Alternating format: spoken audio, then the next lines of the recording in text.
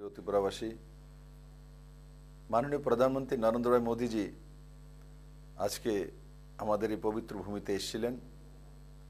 উনি যাওয়ার সময় একটা দায়িত্ব দিয়ে গেছেন আমাদেরকে, যে প্রত্যেকের বাড়িতে গিয়ে গিয়ে আমরা নরেন্দ্র ভাই মোদীর প্রণাম সবার কাছে পৌঁছানোর জন্য। আমি সমস্ত ভারতীয় জনতা পার্টি কার্যকর্তা, টিপ্রামথার কার্যকর্তা, আইপিএফটির কার্যকর্তা, সর্বোপরি সমস্ত ত্রিপুরার নজওয়ানদের, মহিলাদেরকে আহ্বান করছি, দেশের যশস্বী প্রধানমন্ত্রী নরেন্দ্র ভাই মোদী আজকে যেটা উনি ত্রিপুরার মাটিতে বলেছেন যে ওনার প্রণাম সবার কাছে পৌঁছানোর জন্য, এটা ত্রিপুরার জন্য বড় উপহার। আজ পর্যন্ত কোনো প্রধানমন্ত্রী ত্রিপুরাবাসীর ঘরে ঘরে গিয়ে ওনার প্রণাম পৌঁছে দেওয়ার জন্য আপিল করবেন, আমার জানা মতে আজ পর্যন্ত কোনো প্রধানমন্ত্রী এই কাজটি করেননি। আমি চিরকৃতজ্ঞ মাননীয় প্রধানমন্ত্রীর প্রতি একজন ত্রিপুরার নাগরিক হিসাবে। আর আমি ভাগ্যবানও যে আমি তখন স্টেজে ছিলাম, আমি তার সাক্ষী হতে পেরেছি। মাননীয় প্রধানমন্ত্রীজি ত্রিপুরার মানুষকে এত ভালোবাসেন, এত সম্মান দেন। আর ওনার মতো একজন বিচক্ষণ রাজনৈতিক ব্যক্তিত্ব, স্টেটসম্যান, উনি ত্রিপুরার জাতি জনজাতি সবার জন্য বলেছেন। উনি বলেননি যে কমিউনিস্টের বাড়িতে যাবে না, উনি বলেননি যে কংগ্রেসের বাড়িতে যাবে না, উনি বলেননি জাতপাত দেখে যাও, উনি বলেছেন ত্রিপুরার সমস্ত বাড়িতে যাও আর গিয়ে নরেন্দ্র ভাই মোদীর তরফ থেকে প্রণাম বলবে। এটা আমাদের জন্য অনেক অনেক ভাগ্যের বিষয়। আর আমি আশা করি সারা ত্রিপুরা রাজ্যে প্রত্যেকের বাড়িতে গিয়ে মোদীজির যে আকাঙ্ক্ষা, যে প্রণাম জানানো, সেটা নিশ্চিত সবাই মিলে পৌঁছবে। আর আগামী 19 তারিখ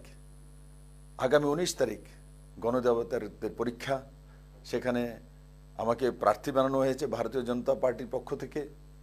আর আমি আশা করি সমস্ত ত্রিপুরাবাসী জাতি ধর্ম দল মত নির্বিশেষে নরেন্দ্র ভাই মোদীকে প্রধানমন্ত্রী বানানোর জন্য, নরেন্দ্র ভাই মোদীকে সর্বশ্রেষ্ঠ দেশ বানানোর রাস্তা তৈরি করার জন্য, ত্রিপুরাকে সমৃদ্ধিশালী ত্রিপুরা তৈরি করার জন্য, নওজওয়ানের ত্রিপুরা তৈরি করার জন্য, মহিলাদের সশক্ত ত্রিপুরা তৈরি করার জন্য, এক সুন্দর ত্রিপুরা তৈরি করার জন্য 100% ভোটিং করে ত্রিপুরার 2টি সিট, পশ্চিম এবং পূর্বের 2টি সিট পদ্মফুল চিহ্নে ভোট দিয়ে মাননীয় প্রধানমন্ত্রীর কাছে পৌঁছাবে।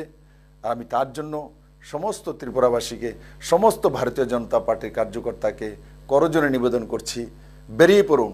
ঘরে আর থাকার সময় নেই, এখন আমাদেরকে ত্রিপুরা বানানোর সময়। এই যে 19 তারিখে ভোট হবে, সেটাই সশক্ত ত্রিপুরা বানানোর মন্ত্র। আর এই মন্ত্রে আমরা 100% ভোট করে নরেন্দ্র ভাই মোদীকে ত্রিপুরা থেকে 2টি সিট, 2টি পদ্মফুল আমরা পাঠাবো। আমি আপনাদের সহযোগিতা চাই, আপনাদের বিশ্বাস চাই, আপনাদের ভালোবাসা চাই, আপনাদের আশীর্বাদ চাই। বিপ্লব আপনাদেরই ছেলে, আপনাদেরই ভাই। বিপ্লব তার বাইরে কোনো কিছু নেই। মুখ্যমন্ত্রী আমি হয়েছি, এমপি আমি হয়েছি, বিধায়ক আমি হয়েছি, কিন্তু বিপ্লব দেবের মধ্যে সবচেয়ে ভালো লাগে আমি যে আপনাদের ছেলে হতে পেরেছি, আপনাদের সুখে দুঃখে সাথী হওয়ার সুযোগ পেয়েছি। আমি আগামী দিনগুলো তো আপনাদের সঙ্গে থাকব, আপনাদের সঙ্গে থেকে আপনাদের পরিবারের হয়ে কাজ করব।